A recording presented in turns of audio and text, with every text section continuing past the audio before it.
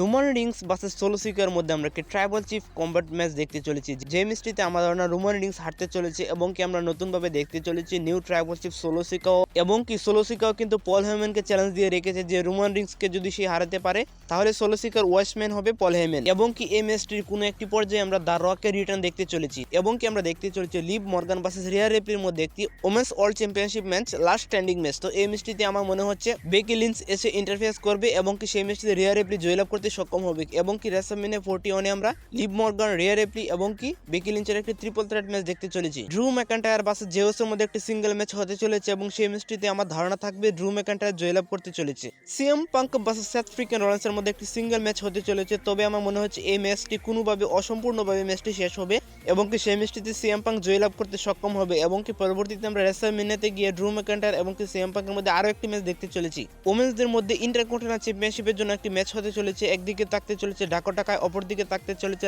লারা বেলকোরিয়া। তো আমার ধারণা যদি সঠিক হয় সেখানে আমরা লারা বেলকোরিয়াকে নিউ ইন্টারকন্টিনেন্টাল ওমেন্স চ্যাম্পিয়ন হিসেবে দেখতে চলেছি। এবং কি আমরা র এন্ড নেটফ্লিক্সের প্রথম এপিসোডে আমরা জন সিনাকে রিটার্ন করতে দেখতে চলেছি এবং কি দেখতে চলেছি পেন্টাগনের রিটার্ন।